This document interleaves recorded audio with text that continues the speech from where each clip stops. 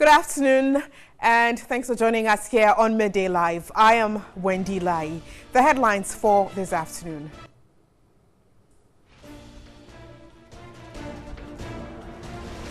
Center for Juvenile Delinquency files a suit at the Supreme Court over tax identification number TIN policy. In business, Cocoa to undertake a nationwide exercise to remove all swollen shoot affected cocoa trees to prevent the spread of the viral disease. And on the foreign front, President of Gambia, Adama Barrow, says the country's politics is progressing after 22 years of authoritarian rule and bad laws.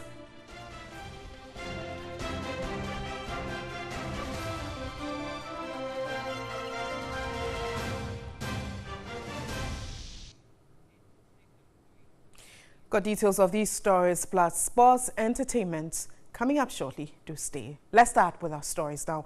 And a senior lecturer at the Department of Accounting of the University of Ghana Business School, Dr. Ibrahim Bedi, has noted the rationale behind the taxpayer identification number system is to stop leakages in the tax administration system. He stated TIN, when implemented well, will help in the fight against corruption. The more people we get registered onto the tax system through the TIN system we are using, then you are getting more people onto the tax bracket, and so the base rewarding. The other thing is to also check tax evasion. And so at this point, once you have a TIN and anybody is making a payment, then the person is going to record your TIN and how much you've been paid. So even if you don't walk to the GRA offices, GRA has a sense that you have received this amount of income. Because see, a person's expenditure is another person's income. So within the tax system, then once that happens, you'll be able to track people's income. And then the thing will also be upgraded. So the issue of the DVLA, the banks, and the GRA about the thing is that when people get income, you may either buy a vehicle with that income.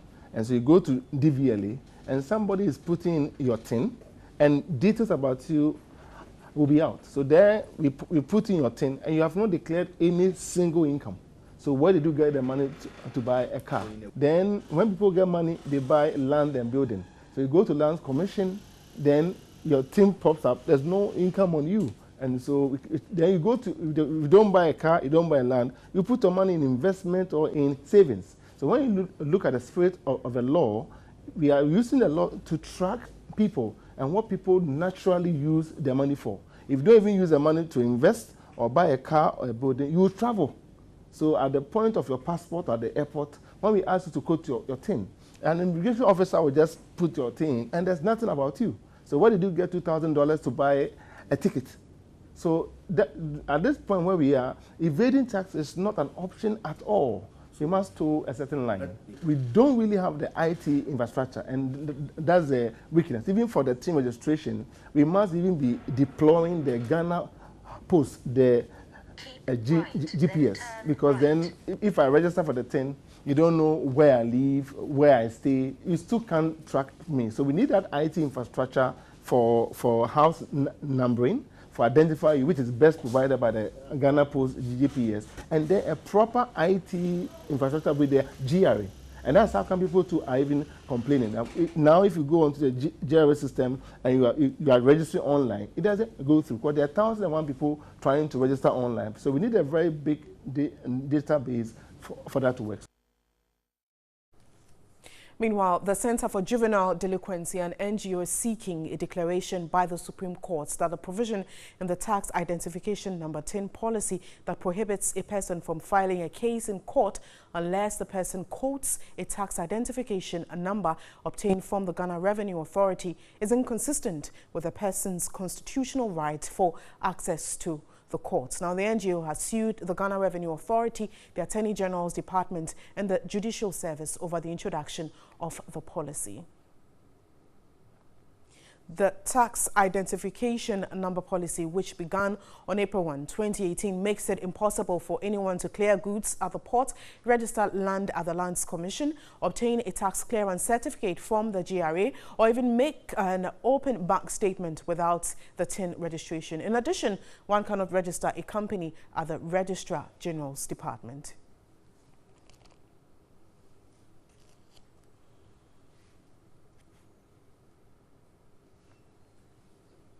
And let's stay a while longer on the story as I speak to Samuel Nartey, who works with the Center for Juvenile Delinquency via phone. Good afternoon, Samuel, and thanks for agreeing to speak with us. Good afternoon, Wendy. Now, what exactly is the center looking for in suing the GRA and the other institutions mentioned? I think, Wendy, I think we have to establish that, as the tax expert was highlighting a few minutes ago, that the importance of the TIN is very important in the development of this country in terms of mobilizing revenue. But the only issue we have is making the TIN as a precondition for beginning an action in court. And for most of our work that we deal with juveniles, we realize that if this law is enforced in respect of filing processes in court, it would affect and deny juveniles and other persons access to justice. The reason being that we believe that the Constitution guarantees each one of us equal access to the court, and the Constitution did not place any fetter or any cloak on us in getting redress in court. So where the lawmaker makes a law that seeks to place this cloak or fetter on our constitutional rights, we believe that this goes contrary to the Constitution. And for instance, if you look at the requirements for obtaining this TIN registration number, you realize that most of the documents that are required, the national ID, the voter registration, and the driver's license, these are documents that are beyond persons who are below the age of 18.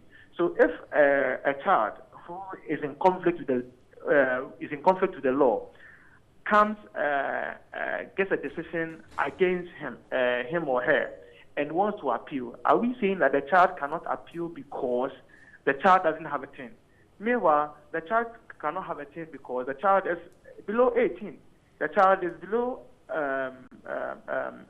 18, cannot get a driver's license. He cannot get a national identification card. He cannot get a voter's ID. So these are documents that the child will require in order to obtain a driver's license, a TIN registration number. And if these documents cannot be obtained by the child as a result of his age, then why do we make this a precondition for prosecuting a matter in court? Now Samuel, before the implementation, there was some bit of education and noise about the implementation of this TIN policy. Why wait till now? No, the law was passed. The law was passed in 2017. What we are saying is this: that these documents, this general information and education that was made by the GRA was fine and it was okay, but we have only that particular paragraph 2 of the first schedule to the Act, which we are concerned about, because what we are saying is this: that particular paragraph would affect the rights of various persons when it comes up to prosecuting matters in court. Well, we're grateful for your time, Samuel Nartey. You're still watching Midday Live, and to a rather sad story, a young couple in Accra have lost their 3 children through insecticides poisoning. The children, 9-month-old twin girls and their 2-year-old brother, died at the 37 military hospital last Friday night. They were said to have inhaled a deadly substance called organophosphate found in a product called Top Oxen. Now, the parents said they purchased the poison substance based on recommendations from a friend after they had unsuccessfully tried to get rid of insects within using regular spray. Now, the substance, also known as AIP, is used as a rodenticide and insecticide and a fumigant for stored cereal grains. A visit to the residence of the couple at Abavana Down in Kotobabi, a suburb of Accra, saw many sympathizers expressing their condolence to the family. The 37 military hospital has confirmed the incident and said a sample of the substance has been sent to the Public Health Division of the FDA and the EPA for further investigations. And also, the 3 children will be buried on Tuesday, April 24, while the parents have been slated to see the clinical psychologist on Wednesday.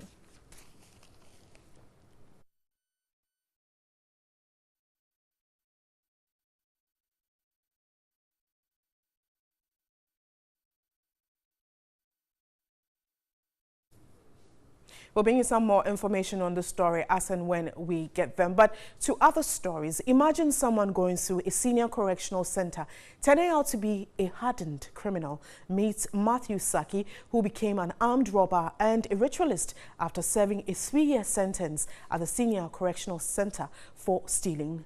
In the following report, Sarah Paku tells the pathetic story of the juvenile offender. She also puts on the spotlight a senior correctional center and its role in reforming juvenile delinquents.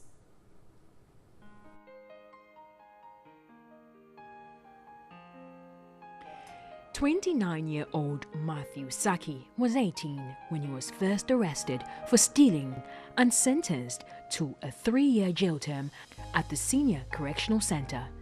As a juvenile, he was sent to the Senior Correction Center to begin his sentence, hoping he would turn over a new leaf by the time he was released.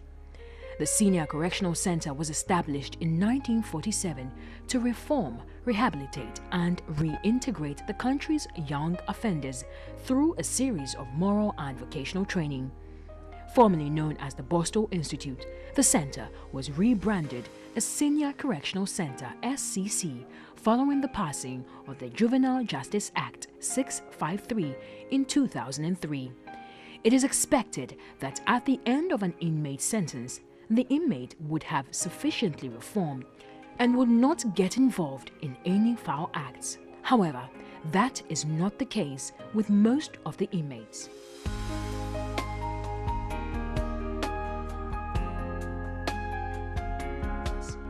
Matthew Saki says he only felt remorseful for his actions during the first 6 months at the correctional center. After his long interaction with inmates during his 3-year sentence, he became more hardened in the ways of crime and was ready for a life of crime on the streets and the world outside. Matthew says the social workers attending to inmates lacked the requisite reformation training tailored to handle juvenile offenders. The prisons no omo na omo hwe nkwala no so enti enye no treatment a omo ne prisoners ne fam no omo de nkwala no so no itimi fa sa anyama ne mu. The same wardens at the prisons attend to the children. Government should ensure they undergo some form of training. The one no abetimi abo nkwala no. After his release from the correctional center, Matthew rejoined forces with friends he left behind at the center as his family shunned him and did not want to associate with him, obviously because of the stigma. He eventually resorted to illegal activities like armed robbery, rituals, as well as internet fraud. EPA babontin no nyeme bri na ekoso. Enyema ekoso mablabo no echen di emede no afi ebeye west edemame. Nti nyeme bri na meye.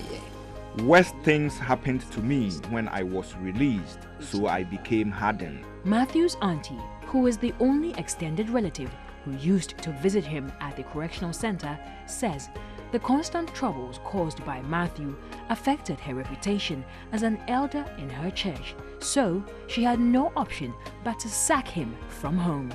Prison one or Kaden boom. And what was the prison one wasn't there? I buy a boy near to Tim Uncolano. Government must intervene in the training programs of the juveniles. I was so disappointed with what he had become after being released. She has, however, resolved to accept him now that she believes Matthew is a changed person. The Deputy Director of Prisons in charge of the Senior Correctional Center is of the view that it's only a small percentage of the juvenile offenders who return as hardened criminals. We can't have 100% correct, but I'll say most of them have been, in fact, they have really impressed us. Some of them, they come here to testify that this place is not a place where you come down, you are finished. You get some 2 or 3 of them who really will not do well. They will still go, and I would say people who contribute to this as a society, they sack them instead of receiving them. The Executive Director of the Civil Society Group, the Child Research and Resource Center, says more can be done for the juvenile offender in and out of the correctional center to really reform and become better citizens. When they come out, the first 3 months, they are so ready to reform and to be on the right track. But they get this shock, I call it a shock, because the transition from incarceration into society hasn't been that smooth, because there's no stopgap.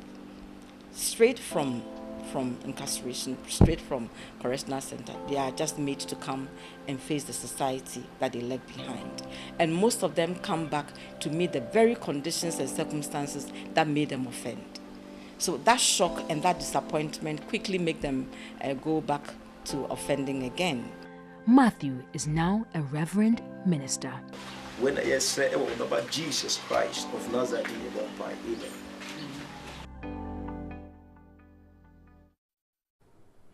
And you're still watching Midday Live. It's now time to hand over the camera to you to report on your very own stories. And on MTN Video Reports this afternoon, Maoli Daniel is telling us about the poor nature of roads at Kwamusu in the Krapim North municipality of the Eastern region.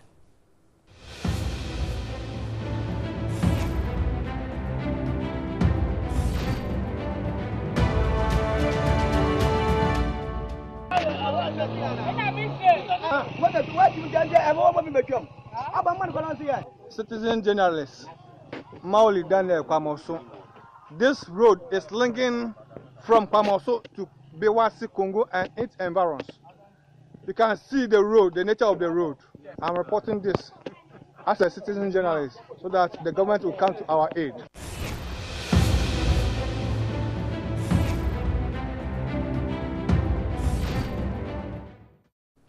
So like Daniel, you can also send your video via our WhatsApp number 0551 14330044, 0551 14330044. And shortly, we will be speaking on matters arising at the GES, where 10,000 GES teachers are in limbo in relation to their retirements. Do stay with us. We have more.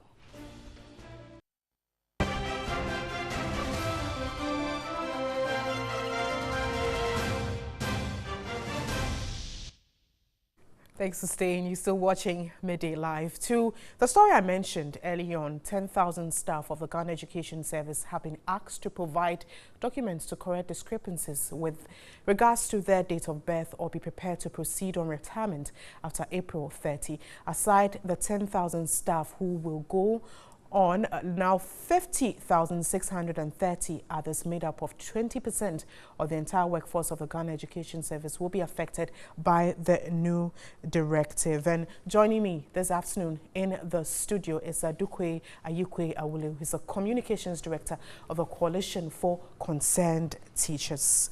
Good afternoon, and thanks for your time. Thank you. Now, what really accounts for this phenomenon? Thank you very much. Now, we have two scenarios for this whole issue. Now, somebody will be directed by Senate to go on retirement maybe by the close of this month. And there are others who are also notified by Ghana Education Service to get ready for retirement, maybe on a particular date. But the whole issue is that the two institutions should synchronize the whole thing so that it will be in tandem with each other. That is, when I'm notified by Senate that I should be on retirement, I should also be notified by GES to also be on retirement. It should be the same records.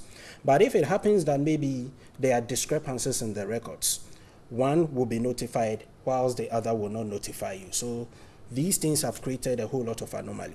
But on our stance on this whole issue is that for GES, you are the employer of the teacher. So whichever record you have about that teacher, that is what you are supposed to use. The fact that I've been notified by SNET that I should retire does not mean that GES should go out of the record that they have of me and say that then I should proceed on retirement. Now, I can go back to SNET and make sure I do the various corrections. That is it. But if it happens that per the record that I have with GES, I'm supposed to retire, and I think based on one or two mistakes that have been done either on my part or on the part of GES, I'm not supposed to go on retirement at that particular time, then there is a need for me to notify Ghana Education Service that this is the problem. And out of that, we received, I think Ghana Education Service received more than 70,000 of those applications or letters requiring that they need to do something about their ages. Now, this issue has been lingering on since last year. Yeah. Now, in your statement, you do admit that there are people who have indeed cut down their ages, and there are people who have also been affected due to system failure or the like. Now, as a union, what are you doing to help or assist members in clearing their names, those who have genuinely got issues with that? And for those who haven't and indeed went ahead to cut down their ages, what should be done? No, thank you very much. I will not state emphatically and categorically because you have members who have people have cut down their ages, because I'm not their parents, definitely. But I will state for a fact that maybe per the records that they provided to Ghana Education Service, they are supposed to go on pension. And they are not having anything to back those records again to say that they are not supposed to go on pension at that particular time. So let us leave their issue there. But for those who are genuine, they are supposed to provide some document. I think GES have given the leeway that they should provide their birth certificates, which shouldn't be less than 10 years back. It should be a birth certificate that you had 10 years or more back. You should present those documents. And I think if you don't have that one, there are other documents that you are supposed to provide. You go to the first school that you attended, there is an admission record, they will look through, the head teacher there. All those things can be provided. Even the first examination you took on the WAEC.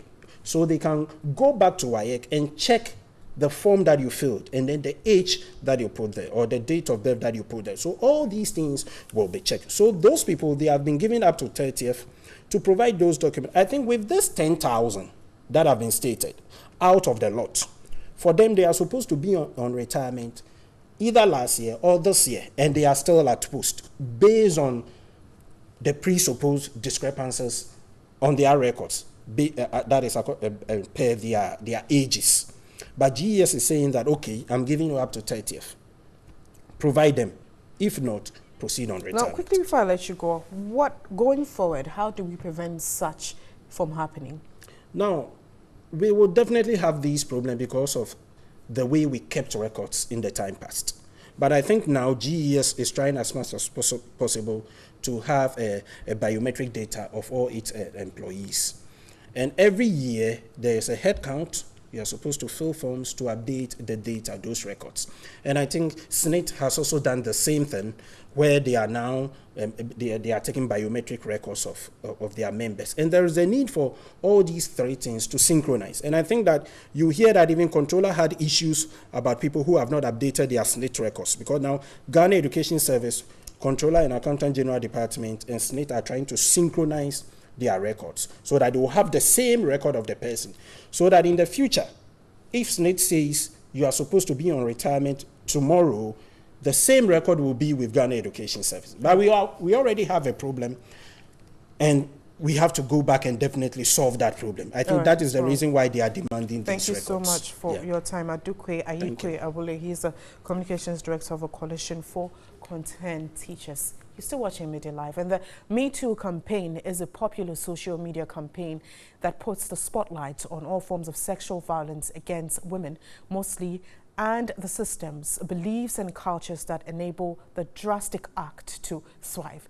In this piece, Solace Rose Quarty takes a look at why, in spite of its prominence in the Western world, the movement has failed to take firm root here in Ghana. The Me Too movement is a campaign which went viral in October 2017 as a hashtag that was used on social media to help demonstrate the widespread prevalence of sexual harassment, especially in the workplace. The social media campaign was primarily instigated by public allegations of sexual misconduct against A-list Hollywood producer Harvey Weinstein. Although the campaign was popularized by Hollywood, the phrase was originally used by social activist and community organizer Tarana Burke.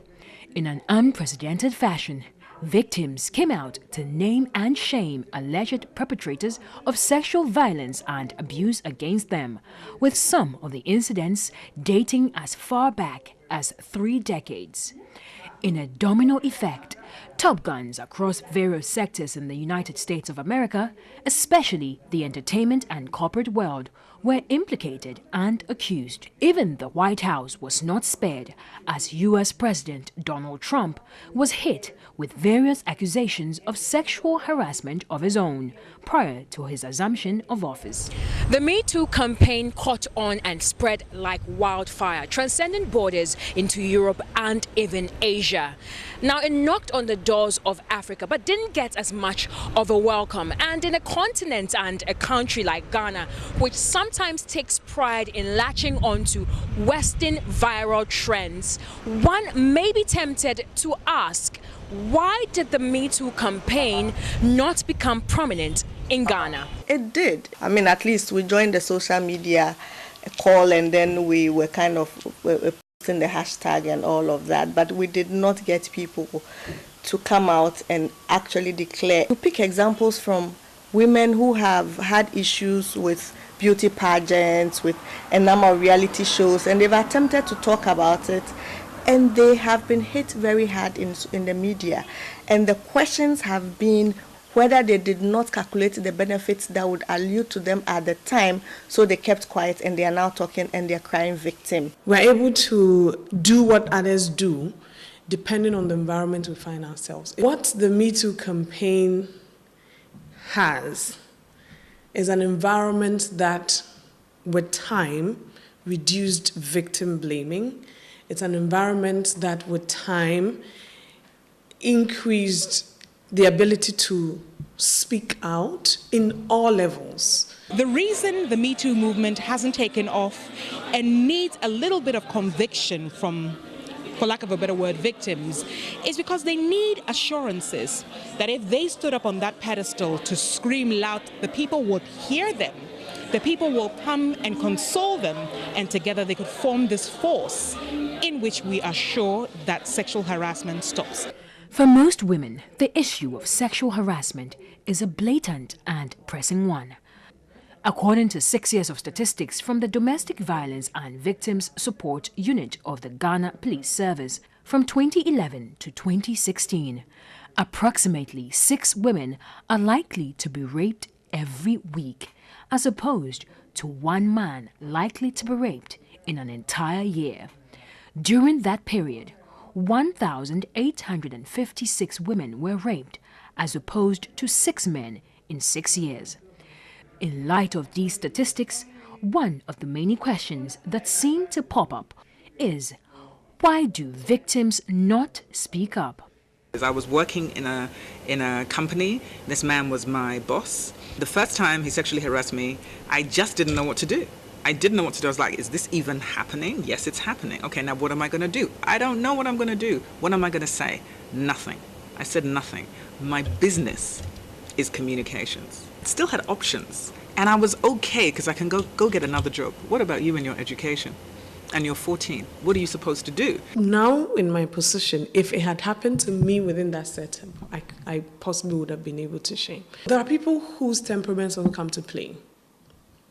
And there are others who also still have reputational issues where they work, whom they're in a relationship with, or whom they're married to, and how the person is going to take it. So all the dynamics will come in. Can I trust the system and the people who are declaring that speak out so I help you to really want to help, or to use me and throw me under the bus, or to make me a scapegoat so that no other would be encouraged to speak up. And let's move on to politics now. And there was a tie between Kenneth Quansah and Anthony Sackey, who both contested the youth organizer position during the NPP's Central Regional Executive elections. The party's Director of Elections, Evans Nimako, says the party will apply the laws of its constitution after the elections to settle on the winner. The usual calm Kaswa Akwele came to life on Sunday as the New Patriotic Party took over with its delegate conference, which was followed by its regional executive elections. In all, 29 candidates contested for 10 different positions. Amongst the 3 candidates who vied for the youth organizer position, Kenneth Quansah and Anthony Sackey each garnered 222 votes. It happened in Menchia South, where there was a tie. In Zebila constituency in Upper East, there was a tie. Party leadership has a way of going about it. In the Lembele, there was a tie with respect to the treasurer position. Leadership of the party is still in discussion with the constituency and the region to ensure that we break the tie. Robert Kutin Jr. retained his seat as the Central Regional Chairman with 263 votes, beating his major contender Benjamin Aye, who got 184 votes. New entrants like Horace Eko-Osi managed to secure 327 votes, beating his contenders Joe Donko, who had 98 votes, and Ajman Kisi, who could manage only 30 votes. We need to sit down to solve all arbitrations, and I, Eko-Osi, will make sure that fair is fair. You know, we're not going to take sides. The only way that we're going to resolve everything is we have to be fair with both parties, wherever there is issues there, and that is how I'm going to go about things as the first vice of the region. Other winners were Charlotte Ajwa Entry for Women's Organizer, Abubakar Osman for Nasara Coordinator, and Richard Techimensa for Secretary.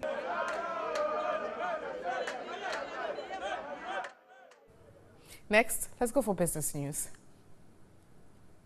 Business News segment is brought to you by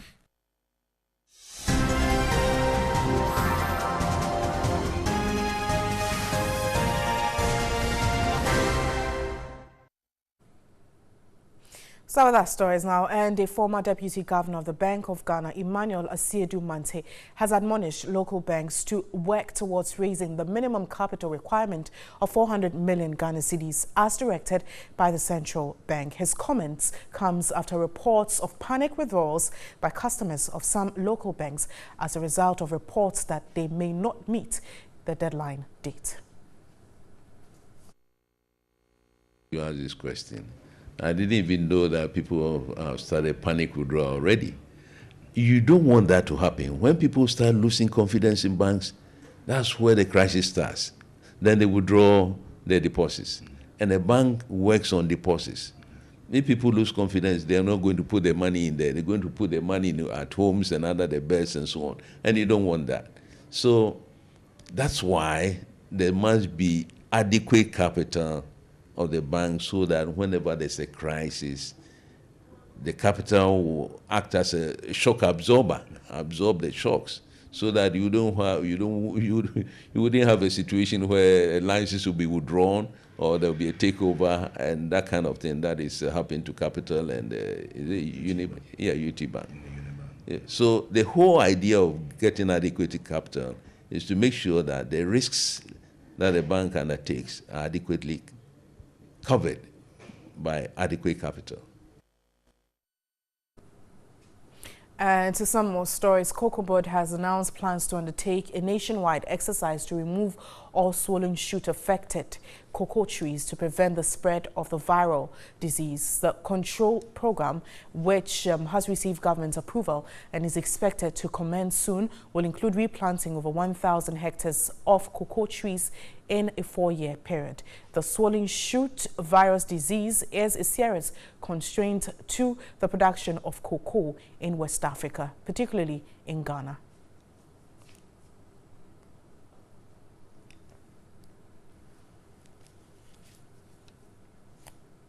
And joining me by phone to talk a lot more about this issue is Noah Amenya. He's a Public Affairs Director for COCOBOD. Good afternoon, sir, and thanks for agreeing to speak with us.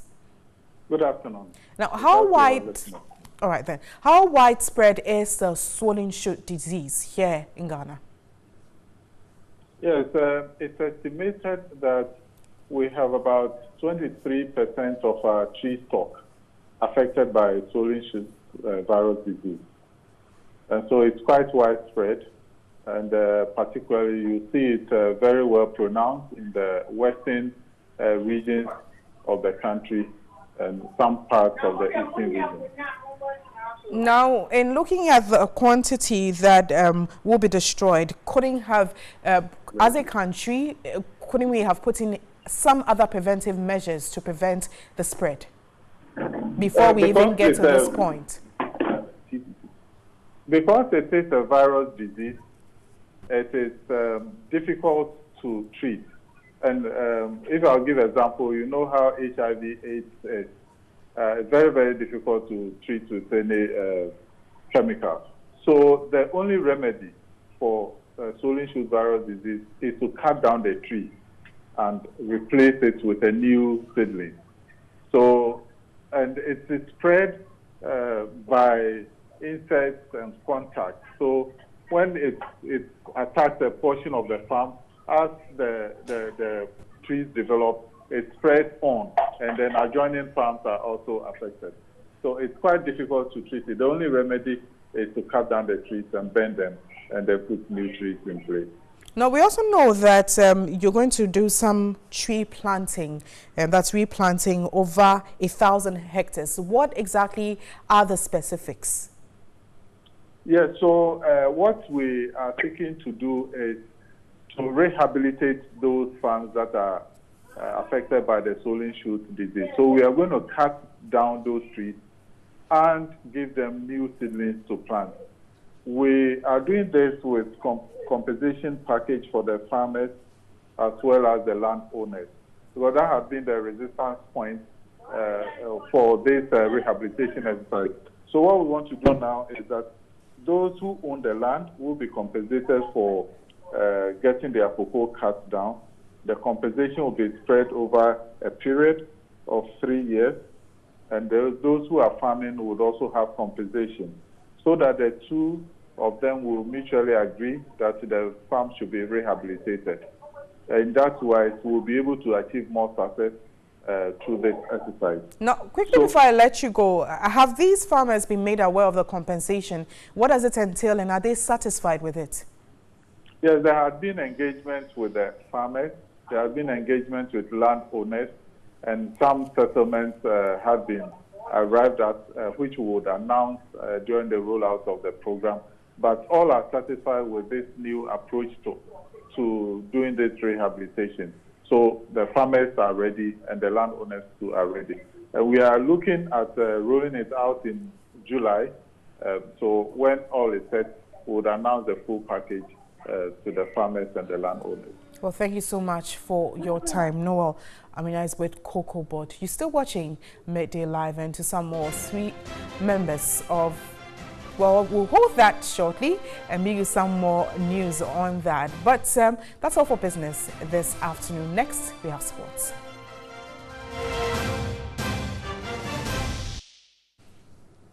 For international news stories this afternoon, President of Gambia, Adama Barrow, says the country's politics is progressing after 22 years of authoritarian rule and bad laws. President Barrow took office in January 2017 after defeating long-serving President Yahya Jammeh in an election the previous December. He was speaking in an interview with the BBC's Hard Talk program.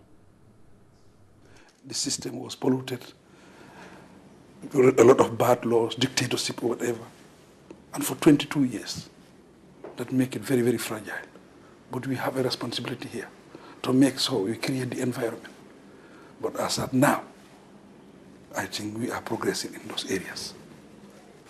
There are also reports of the junglers, the former Jammeh death squads, also slipping into the country. That must be something that's worrying you? Really, I will not say that I'm worried, but I am concerned. You're concerned? I'm concerned, but it also is a learning process for us to make sure we improve at the security level. So what are you exactly concerned about with reports of these death squads? And do you have any idea what number are we talking about? You're the Minister of Defence as well in your country. The concern is we expect those people are well known. They cannot sleep in the country without being noticed. And if they are not noticed, it's some kind of a security threat. The challenges in your country for you are both political and economic. We're looking at the political challenges here.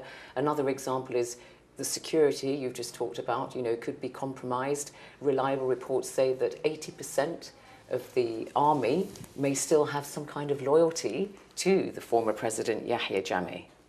That's an over-exaggeration. I don't think so. But a good number. Let's go to some more international news now. South Korea has stopped broadcasting propaganda via loudspeakers along the border with North Korea ahead of top-level talks later this week. The South has dozens of loudspeakers along the border area which blast everything from K-pop music to critical news reports of the North. The broadcast can be heard by the North's troops stationed along the border and civilians in the area. Seoul said turning them off would help set the tone for Friday's talks. North Korea has its own system of speakers along the border, playing reports critical of Seoul and its allies. The sole surviving suspect from 2015 Paris attacks, Salah Abdeslam, guilty of terror charge over gunfight in Belgium. Abdeslam was found guilty of a terror-related charge of attempted murder. He exchanged fire with officers who raided a flat in the forest area of Brussels in March 2016. He had been on the run for 4 months. Abdeslam, who is being held in a jail in France, is to face trial there over the Paris attacks themselves. The French National Assembly has passed a tough new immigration law that tightens the rules around asylum. The bill shortens asylum application deadlines, doubles the time for which illegal migrants can be detained, and introduces a 1-year prison sentence for entering France illegally. President Emmanuel Macron's government centrist party says the bill will speed up the process of claiming asylum. But opposition figures and human rights groups say the measures go too far. The bill passed by 228 votes to 139 with 24 abstentions. Far-right National Front MPs backed the government, while left-wing parties voted against.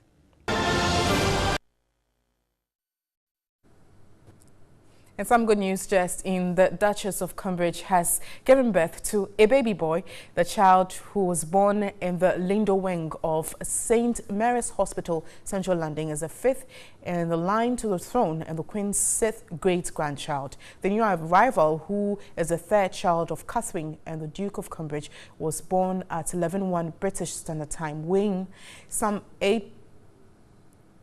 And also, the Kingston Palace statement said Catherine and her new son are both doing well. William was present for the birth, and the palace added.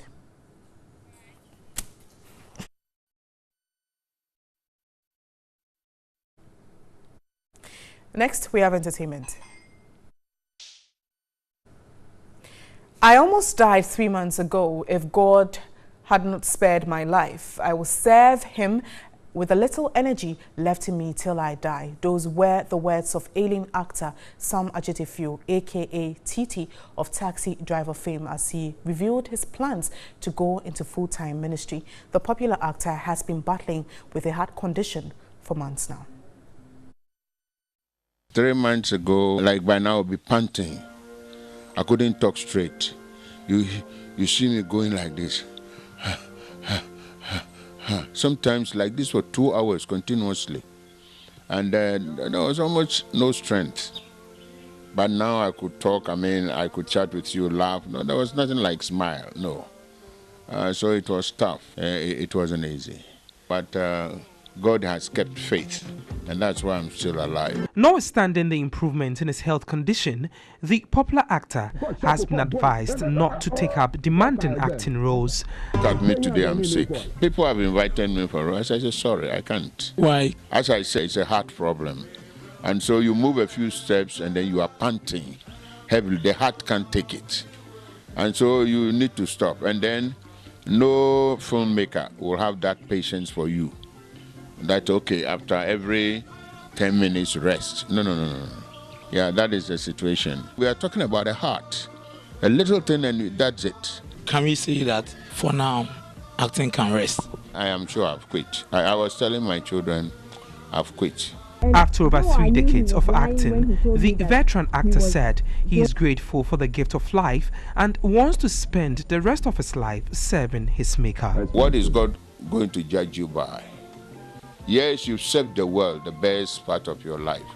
What have you done for me? So why not? If God has spared my life, I don't know how long God is going to keep me here on earth. With the little breath left in me, or whatever breath left in me, I should like to do the Lord's work till I die. And more on Sam Adjeteyfio. He's been reacting to claims he failed to plan his life. Was it helping? Question is, was it helping? Elsewhere, like if I haven't done at all acting or this, I put in over 3 decades, 30 years. I should be very, very comfortable by now. But the question is, what do I have to show? Look at the old footballers like Baba Yara, Mama Aqua. I mean, those big guys, big names in football. You think they enjoyed a quarter of what the, what do you call them? Asamoah Gyan and the rest are enjoying now? No. It's the same thing. In our days, we were doing it for the joy of it. I mean, you were happy you appeared on television, and then they hailed you. Even sometimes you go and work, and then your leader will go and collect your artist fee and go and enjoy it. You had nothing. You are popular, yeah, hey, that's it. And then sometimes you stand by the roadside, and then somebody gives you a lift. It's fine. You feel good about it. You're going through tough moments and hard times. You come across as somebody who has now realized that there is God. Not with me, no. So I'll bring you more on that story in our subsequent bulletins. And that's how we wrap up Midday Live. Thanks for watching. My name is Wendy Lai. Enjoy the rest of our programs. Do have a good afternoon.